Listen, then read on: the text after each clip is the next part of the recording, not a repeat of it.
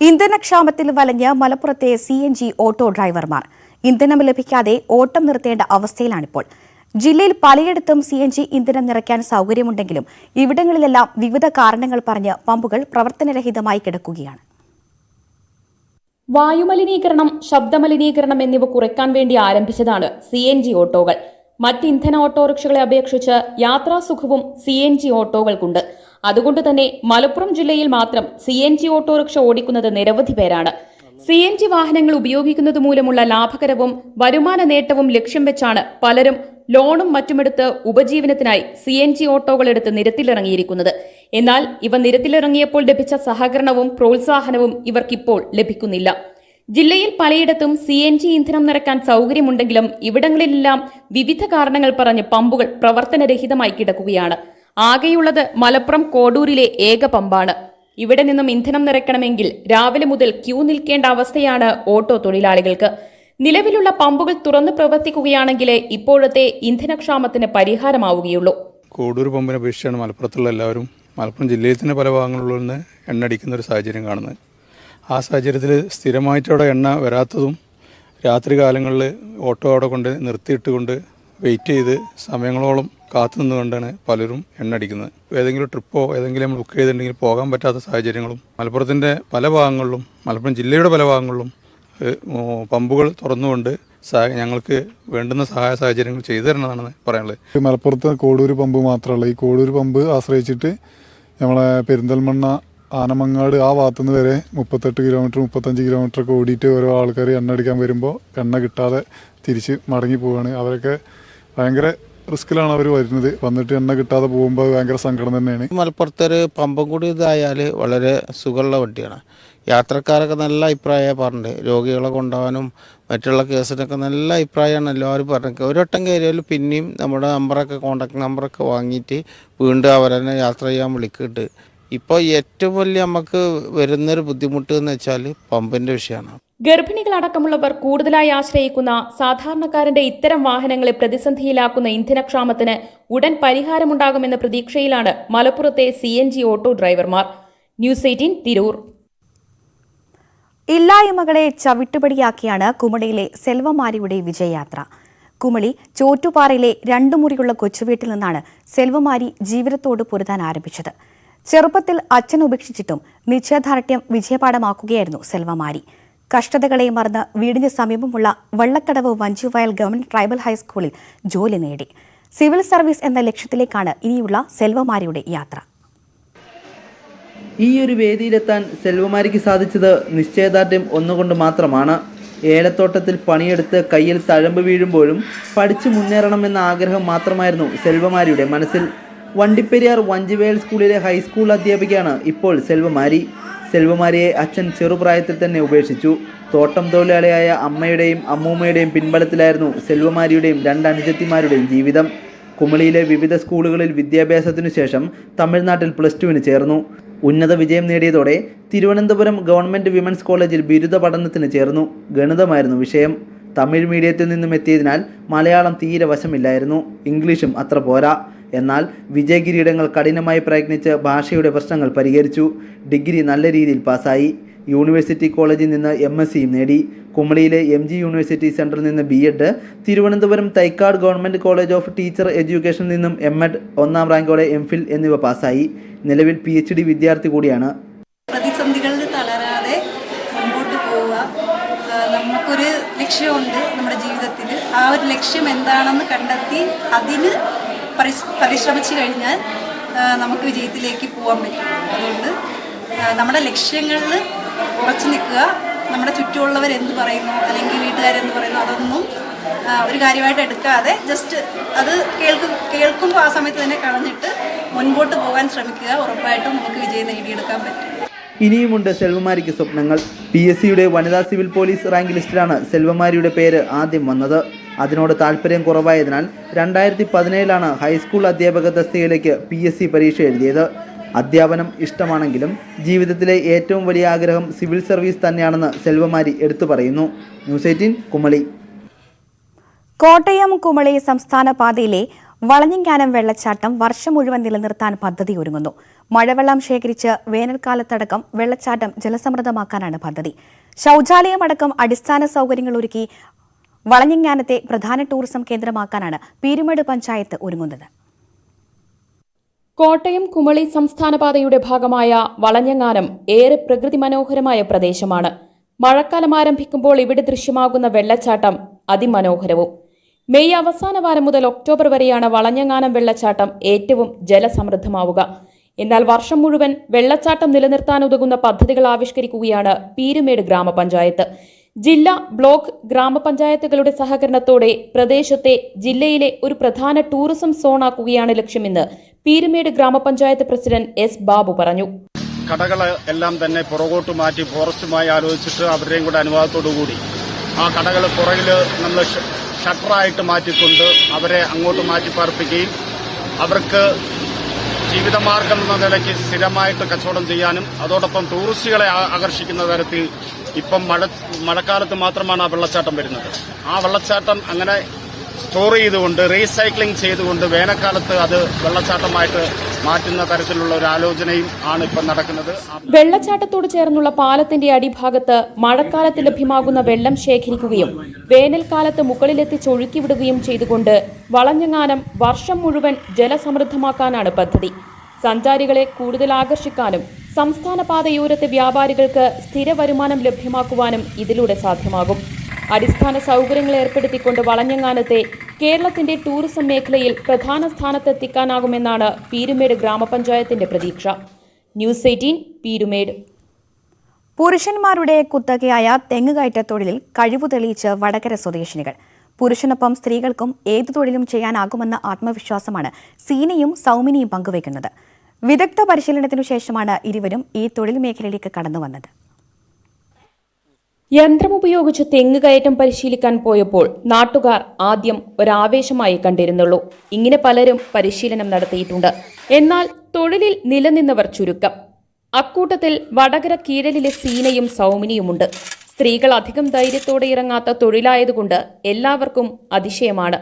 എന്നാൽ ചെയ്യുന്ന തൊഴിൽ അഭിമാനമായി കരുതുന്ന ഇവർക്ക് ഒരേ മനസ്സും. അങ്ങനെ പത്രത്തിൽ പരസ്യം കണ്ട് അങ്ങനെ ഞാനന്ന് സൂപ്പർ മാർക്കറ്റിൽ പോകുന്നൊരു സമയമായിരുന്നു. അപ്പോൾ ഞാൻ സൗമിനി ചേച്ചിനോട് രാവിലെ പറഞ്ഞു, സൗമിനി ചേച്ചി ഇങ്ങനെ ഒന്ന് കണ്ടിട്ടുണ്ട്, നമുക്ക് എന്തായാലും ഇനി പോവാന്ന് പറഞ്ഞു. ഞാൻ പോയത് എന്താണെന്ന് വെച്ചാൽ എൻ്റെ സ്ഥലത്ത് തന്നെ തെങ്ങുമുക്കാരനെന്നുള്ള ആഗ്രഹത്തിലാണ് ഞാൻ പോയത്. കുറച്ച് ബുദ്ധിമുട്ടാ ആളെ കിട്ടാൻ. പരിശീലന കാലത്ത് ഒപ്പമുണ്ടായിരുന്നവരിൽ പലരും ഇന്ന് ഈ രംഗത്ത് തുടരുന്നില്ല. താരതമ്യേന നല്ല വരുമാനമുള്ളതാണ് ഈ മേഖല. യന്ത്രമായതുകൊണ്ട് സുരക്ഷിതവും. യന്ത്രം ബസ്സുകളിലും മറ്റും കൊണ്ടുപോകാൻ അനുഭവിക്കുന്ന പ്രയാസം ഇവർ പറയുന്നുണ്ട്. ഇരുചക്രവാഹനത്തിന് സഹായം ലഭ്യമാക്കാൻ അധികൃതർ കനിയണം. പിന്നെ ഒരു സഹായമാണല്ലോ നാട്ടുകാർക്ക് വെച്ചാൽ ഒരു കൊല്ലത്തിലേറെ ആയിട്ട് കയറാത്ത തെങ്ങൊക്കെ ഉണ്ടാവും. അത് അവർക്കൊരു സഹായമാണല്ലോ. തെങ്ങ് നശിച്ചു വന്നാൽ നല്ല ഞങ്ങൾ ശരിക്കും ഒരു അരമണിക്കൂർ അങ്ങനത്തെ ഒരു തെങ്ങുമ്മിലൊക്കെ ചിലവഴിക്കേണ്ട ഇത് വന്നിട്ടുണ്ട്. പിന്നെ ഓട്ടോറിക്ഷയിലൊക്കെ കയറ്റിയിട്ടാണ് കൊണ്ടുപോകുക. പക്ഷേ അവർ അങ്ങനെ അധികം ആളും കയറ്റാൻ സമ്മതിക്കൂല. അങ്ങനെ ബസ് കയറിയിട്ടും. പിന്നെ നാട്ടിൽ തെങ്ങുകയറ്റ തൊഴിലാളി ക്ഷാമമുള്ളതുകൊണ്ട് ഈ മേഖലയിൽ ഇവർ തുടരുന്നത് കർഷകർക്ക് വലിയ ആശ്വാസമാണ്. ന്യൂസ് 18 വടകര. ഉടമസ്ഥർ ഉപേക്ഷിക്കപ്പെട്ടും അപകടത്തിൽപ്പെട്ടും ദുരിതമനുഭവിക്കുന്ന തെരുവുനായകളെ വീട്ടിലെത്തിച്ച് പരിപാലിക്കുകയാണ് മലപ്പുറം ചങ്ങരംകുളത്തെ നിഷ ടീച്ചർ. സ്വന്തം മക്കളെപ്പോലെയാണ് ടീച്ചർക്ക് തെരുവുനായകൾ. തെരുവുനായ്ക്കളെന്നാൽ ജീവനാണ് പൊന്നാനി ന്യൂ LP സ്കൂളിലെ അധ്യാപിക നിഷയ്ക്ക്. തെരുവിൽ ഉപേക്ഷിക്കപ്പെട്ടവയും ആരും തിരിഞ്ഞു നോക്കാനില്ലാതെ നരയിക്കുന്നതുമായ നായ്ക്കുഞ്ഞുങ്ങളെ വീട്ടിലെത്തിച്ച് പരിപാലിക്കുകയാണ് നിഷ. രോഗം ഭേദമായി മിടുക്കരായാൽ വളർത്താനായി ആവശ്യക്കാർക്ക് നൽകും, അല്ലാത്തവയെ കൂടെ നിർത്തും. 4 വർഷത്തിനിടെ 50ഓളം നായ്ക്കുട്ടികളെ വീട്ടിൽ പരിപാലിച്ച ശേഷം മറ്റുള്ളവർക്ക് കൈമാറിയിട്ടുണ്ട് നിഷ. ഒന്നാമത് നമ്മൾ മനസ്സിലാക്കേണ്ടത് നായ എന്ന് പറഞ്ഞ ഒരു ഭീകരജീവിയല്ല എന്നുള്ളതാണ്. നായ എന്നല്ല, എല്ലാ ജീവികളും സാധുക്കളാണ്. പക്ഷെ നമ്മുടെ നാട്ടിൽ കൂടുതൽ അവഗണനയും വേദനയും അനുഭവിക്കുന്നത് നായകളായതുകൊണ്ട് തെരുവിൻ്റെ സന്തതികളായിട്ട് നമ്മൾ അവരെയായിട്ട് പ്രഖ്യാപിച്ചതുകൊണ്ട് നായകൾക്കാണ് കൂടുതൽ ബുദ്ധിമുട്ട് വരുന്നത്. അപ്പോൾ നമ്മുടെ കയ്യിൽ എപ്പോഴും എത്തിപ്പെടുന്ന നായകളാണ്. വേറെ ഏത് ജീവി വന്നാലും നമ്മളതിനെ ഇതേപോലെ സ്വീകരിക്കുകയും ചെയ്യും, പരിചരണം കൊടുക്കുകയും ചെയ്യും. അയൽവാസികൾക്ക് ബുദ്ധിമുട്ടുണ്ടാകാതിരിക്കാൻ വീടിന് ചുറ്റും മതിൽ കെട്ടിയാണ് നായ്ക്കളെ സംരക്ഷിക്കുന്നത്. നിഷയ്ക്ക് ഉറച്ച പിന്തുണ നൽകി ഭർത്താവ് രാജീവും മക്കളും കൂടെയുണ്ട്. എന്തൊക്കെ ബുദ്ധിമുട്ട് നേരിടേണ്ടി വന്നാലും നായ്ക്കളുടെ പരിപാലനവുമായി മുന്നോട്ടു പോകാൻ തന്നെയാണ് നിഷ ടീച്ചറുടെ തീരുമാനം. ന്യൂസ് 18 തിരൂർ. കാഴ്ചശക്തിയില്ലാത്ത മാതാപിതാക്കളെ കണ്ണിലെ കൃഷ്ണമണി പോലെയാണ് 8 വയസ്സുകാരി ഏഞ്ചലിന പരിപാലിക്കുന്നത്. സ്കൂൾ വിട്ട ശേഷം വൈകുന്നേരങ്ങളിൽ ഏഞ്ചലിനെയും മാതാപിതാക്കളെ ലോട്ടറി വിൽപ്പനയിൽ സഹായിക്കും. ലോട്ടറി വിറ്റ് കിട്ടുന്ന ചെറിയ വരുമാനം കൊണ്ടാണ് ഈ കുടുംബം മുന്നോട്ടു പോകുന്നത്. നെടുങ്കണ്ടം സേക്രഡ് ഹാർട്ട് സ്കൂളിലെ 3ാം ക്ലാസ് വിദ്യാർത്ഥിനിയാണ് ഏഞ്ചലീന. എല്ലാ ദിവസവും വൈകുന്നേരങ്ങളിൽ ലോട്ടറി വിൽപ്പനയ്ക്കായി ഏഞ്ചലീന നെടുങ്കണ്ടം ടൗണിലെത്തും. കാഴ്ചശക്തിയില്ലാത്ത അമ്മ രാജേശ്വരിക്കൊപ്പമാണ് ലോട്ടറി വിൽപ്പന. സമയം കിട്ടും നേരത്തെ അമ്മയും കൊണ്ട് ടൗണിൽ പോയി ലോട്ടറി ടിക്കറ്റ് വിൽക്കും. തമിഴ്നാട് സ്വദേശികളായ അഴകമൂർത്തിയും കുടുംബവും വർഷങ്ങളായി നെടുങ്കണ്ടത്താണ് താമസം. ലോട്ടറി വിൽപ്പനയാണ് ഏക വരുമാന മാർഗം. അഴകമൂർത്തിക്കും ജന്മന കാഴ്ചയില്ല. ഭാര്യ രാജേശ്വരിക്ക് 17ാം വയസ്സിലാണ് കാഴ്ചശക്തി ഇല്ലാതായത്. വീടിന്റെ വാടക ഉൾപ്പെടെയുള്ള കുടുംബ ചെലവുകൾ വർദ്ധിച്ചതോടെ രാജേശ്വരിയും ലോട്ടറി വിൽക്കാൻ തുടങ്ങി. ഞങ്ങൾ രണ്ടുപേർക്കും കണ്ണിന് കാഴ്ചയില്ലാതെയാണ്.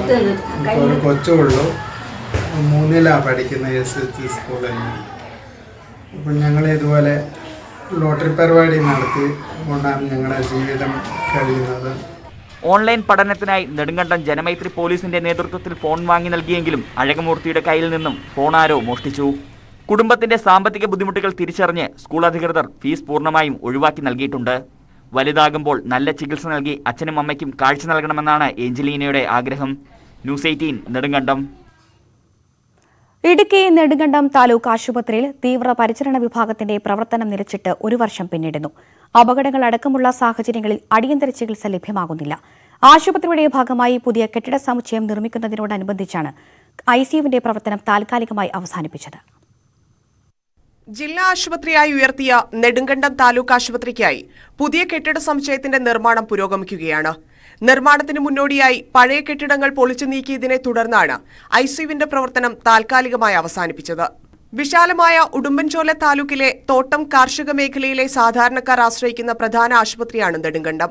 നിലവിൽ ഇവിടെ ICU സംവിധാനം ഇല്ലാത്തതിനാൽ 20ലധികം കിലോമീറ്ററുകൾ സഞ്ചരിച്ച് കട്ടപ്പനയിൽ എത്തേണ്ട അവസ്ഥയാണ്. പൂപ്പാറ, ശാന്തൻപാറ മേഖലകളിൽ നിന്ന് അടിയന്തര ചികിത്സ ലഭ്യമാകണമെങ്കിൽ 50ലധികം കിലോമീറ്ററുകൾ സഞ്ചരിക്കണം. വാഹനാപകടങ്ങളും മറ്റ് അടിയന്തര സാഹചര്യങ്ങളും ഉണ്ടാവുമ്പോൾ പ്രാഥമിക ചികിത്സ നൽകാൻ പോലും സാധിക്കുന്നില്ല. ICU സംവിധാനമുള്ള സ്വകാര്യ ആശുപത്രിയോ ആംബുലൻസോ നെടുങ്കണ്ടത്തില്ല.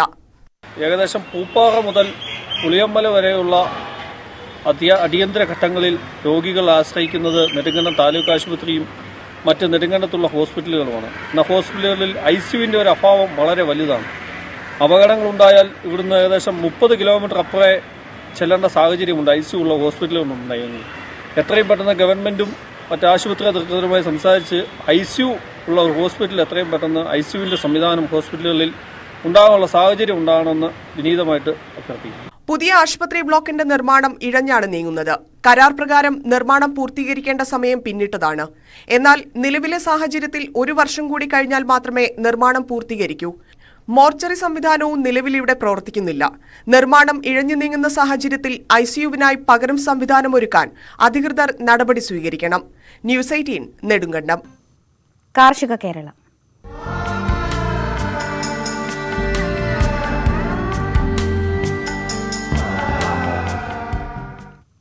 കൊല്ലം ഓച്ചിറയിൽ മത്സ്യകൃഷിയിൽ 100 മേനി വിളവ്. ഫിഷറീസ് വകുപ്പും തദ്ദേശ സ്വയംഭരണ സ്ഥാപനങ്ങളും ചേർന്നാണ് കൃഷി ഇറക്കിയത്.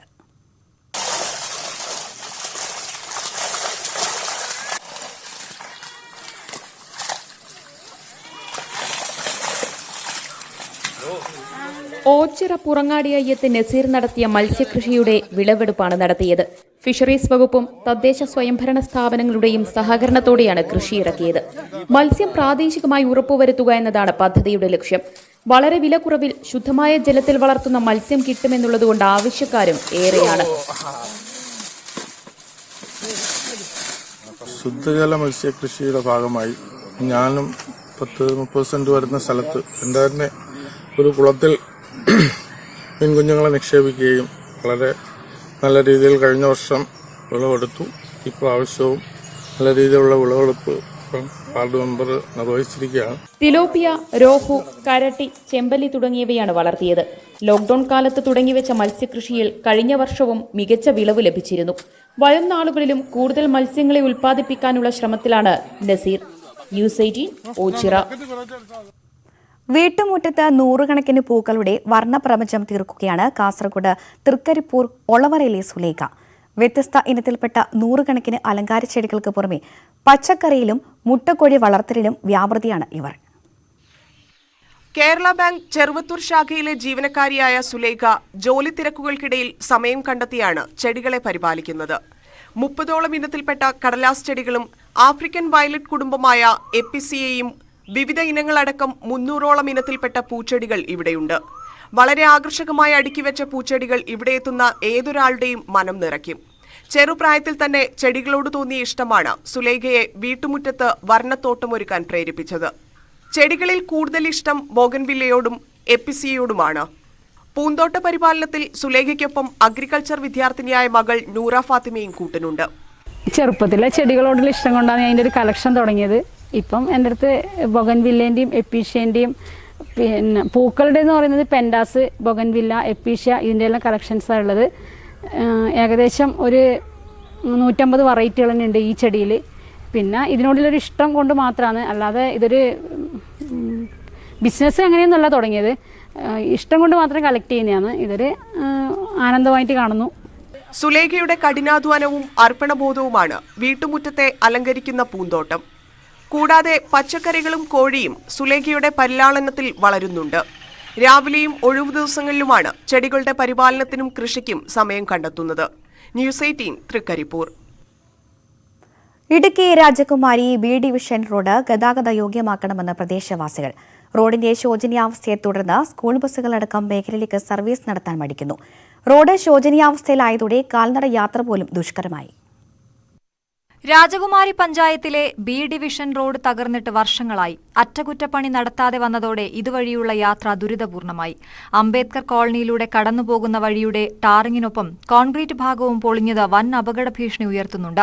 വർഷങ്ങൾക്ക് മുമ്പ് നിർമ്മിച്ച വഴിയുടെ ആദ്യ ടാറിങ്ങിന് ശേഷം യാതൊരുവിധ അറ്റകുറ്റപ്പണികളും നടത്തിയിട്ടില്ല. കോൺക്രീറ്റ് ചെയ്ത ഭാഗത്ത് വഴി തകർന്ന് കമ്പികൾ പുറത്തായതോടെ കാൽനട യാത്രികർക്കും ഭീഷണിയായിരിക്കുകയാണ്. കമ്പികളിൽ തട്ടി അപകടം സംഭവിക്കാറുണ്ട്. ഒരു 5-8 വർഷമായിട്ട് ഈ ബി ഡിവിഷൻ റോഡിൻ്റെ അവസ്ഥ എന്ന് പറഞ്ഞാൽ വളരെ പരിതാപകരമാണ്. എന്ന് പറഞ്ഞാൽ ഒരു വഴിയാത്ര ചെയ്യുന്ന ഒരു രോഗികളെ ആശുപത്രി കൊണ്ടുപോകാനോ ഒരു ഗർഭിണി പെണ്ണുങ്ങളെ ആശുപത്രി കൊണ്ടുപോകാനോ പറ്റാത്ത വിധമുള്ള അവസ്ഥയിലേക്ക് ഈ റോഡ് മോശമായിക്കൊണ്ടിരിക്കുകയാണ്. ഇന്ന് രാജകുമാരിയിൽ നിന്ന് വരുന്ന സ്കൂൾ ബസ്സുകൾ NR സിറ്റി സ്കൂളിൽ വരുന്നുണ്ട്, ചെമ്മണ്ണാർ സ്കൂളിൽ നിന്ന് വരുന്നുണ്ട്, സേനാവതി സ്കൂളിൽ നിന്ന് വരുന്നുണ്ട്, രാജകുമാരി ഹയർ സെക്കൻഡറി സ്കൂളിൽ നിന്ന് വരുന്നുണ്ട്. ഈ കുട്ടികളെയൊക്കെ യഥാർത്ഥമാണ് ഈ വണ്ടിയിൽ കയറ്റി വിടുവാൻ മാതാപിതാക്കൾക്ക് ബുദ്ധിമുട്ടുണ്ട്. കാരണം എന്ന് പറഞ്ഞാൽ അത്രയും മോശമായിട്ടാണ് ഈ വഴി ഇന്ന് നിലവിൽ കിടക്കുന്നത്. സ്കൂൾ ബസ് എത്താതെ വന്നാൽ വാഹനം എത്തുന്നിടത്തേക്ക് 3 കിലോമീറ്ററോളം ദൂരം കുട്ടികളുമായി മാതാപിതാക്കൾ പോകേണ്ട അവസ്ഥയാണ്. നാട്ടുകാർ നിരവധി പരാതി നൽകിയിട്ടും അധികൃതർ കാര്യമാക്കിയില്ല. 100 കണക്കിന് വീടുകളിലേക്കും വിവിധ തോട്ടങ്ങളിലേക്കും പോകേണ്ട വഴിയുടെ അപകടാവസ്ഥ പരിഹരിക്കണമെന്നാണ് പ്രദേശവാസികളുടെ ആവശ്യം. ന്യൂസ് 18 രാജകുമാരി. കൊണ്ടോട്ടി നീറാട് ആയുർവേദ ആശുപത്രിക്ക് സ്വന്തം കെട്ടിടം ഒരുക്കണമെന്ന ആവശ്യം ശക്തമാകുന്നു. 2 പതിറ്റാണ്ട് കഴിഞ്ഞിട്ടും ആശുപത്രി വാടക കെട്ടിടത്തിലാണ് പ്രവർത്തിക്കുന്നത്.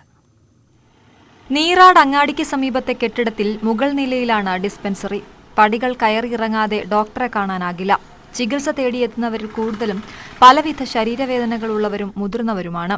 അവർക്ക് മതിയായ ഇരിപ്പിട സൗകര്യം പോലുമില്ല. മരുന്ന് സൂക്ഷിക്കാനും അസൗകര്യമാണ്. സ്വന്തമായി കെട്ടിടം നിർമ്മിച്ചു തുടങ്ങിയെങ്കിലും നിർമ്മാണം പാതിവഴിയിൽ മുടങ്ങി. 2001 ആരംഭിച്ച ഡിസ്പെൻസറി ആദ്യം മറ്റൊരു വാടക കെട്ടിടത്തിലായിരുന്നു.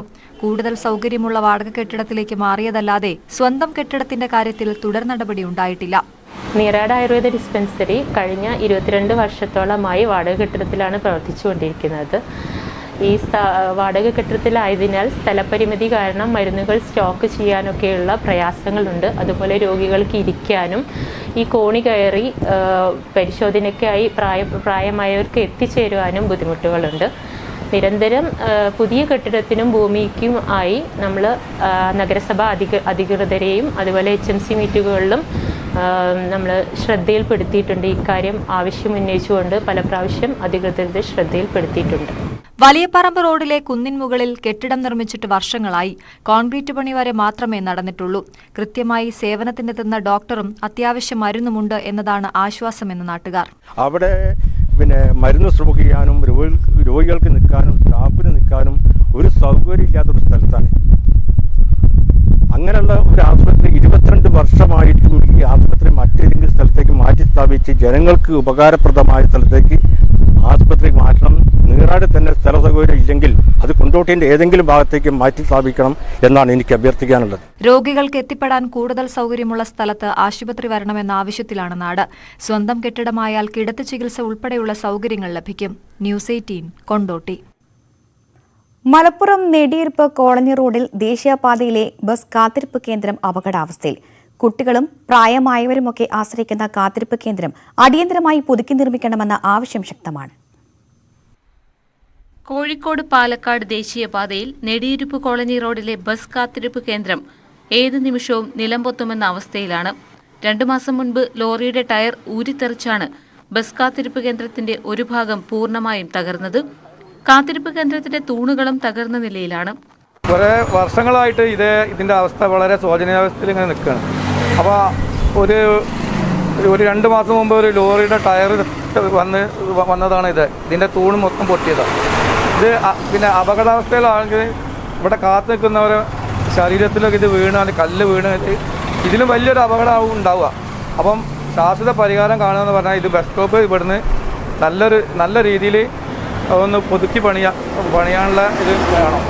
കൊണ്ടോട്ടി നഗരസഭയിൽപ്പെടുന്ന നെടിയിരുപ്പ് കോളനി റോഡിലാണ് ബസ് കാത്തിരിപ്പ് കേന്ദ്രം. കോളേജ് വിദ്യാർത്ഥികളടക്കം നിരവധി പേരാണ് ഇവിടെ ബസ് കാത്തു നിൽക്കുന്നത്. മഴക്കാലത്തിന് മുമ്പെങ്കിലും കാത്തിരിപ്പ് കേന്ദ്രം പുനർനിർമ്മിക്കണമെന്നാണ് ആവശ്യം. ന്യൂസ് 18 കൊണ്ടോട്ടി.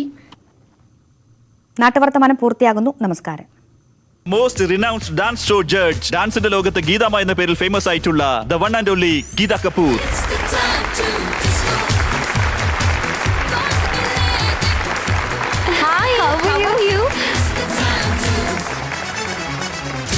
നോക്കൂ, ഇദ്ദേഹം വളരെയധികം എക്സൈറ്റഡ് ആണ്. ഞാൻ അതിനേക്കാളും കൂടുതൽ എക്സൈറ്റഡ് കൂടുതൽ എക്സൈറ്റഡ് ആവാൻ കാരണം ഇത് വളരെ റെയർ ആണ്. ഇതുപോലുള്ള ചെറിയ കുട്ടികള് ഒരുപാട് കാര്യങ്ങൾ ഇങ്ങനെ സാധിച്ചെടുക്കുന്നത്, അതുപോലെ ഡാൻസിൽ ഇൻട്രസ്റ്റ് കാണിക്കുന്നത്, ദാറ്റ്സ് ഫാബ്. ഇദ്ദേഹത്തിന്റെ അമ്മയുടെ ആഗ്രഹമായിരുന്നു ഇദ്ദേഹം ഡാൻസർ ആവണമെന്ന്. ഇദ്ദേഹത്തിന് 3 വയസ്സുള്ളപ്പോൾ ഇദ്ദേഹത്തിന്റെ അമ്മ ഈ ലോകം വിട്ടുപോയി. So mothers no more. പക്ഷേ ഇദ്ദേഹം ഇപ്പോ ആ സ്വപ്നം സഫലമാക്കാൻ ശ്രമിക്കുകയാണ്. And she is made it her own. എന്റെ മമ്മി ഇങ്ങനെയായിരുന്നു.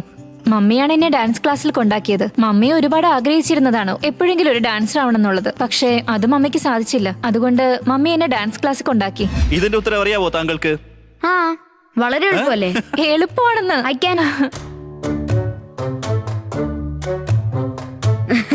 അവൻ ചിരിക്കുന്നുണ്ടോ? അവന് തമാശയാണ്. അവനിപ്പോ വിചാരിക്കുന്നത് എത്ര എളുപ്പമുള്ള ചോദ്യം അവന് കൊടുത്തേന്നായിരിക്കും. ഇവനിതൊന്നും ചെയ്യുന്നതല്ലേ. 19/34. 100% ഉറപ്പാ? ഇത് അടിപൊളിയാണ് കേട്ടോ ഗുരുദേവാ.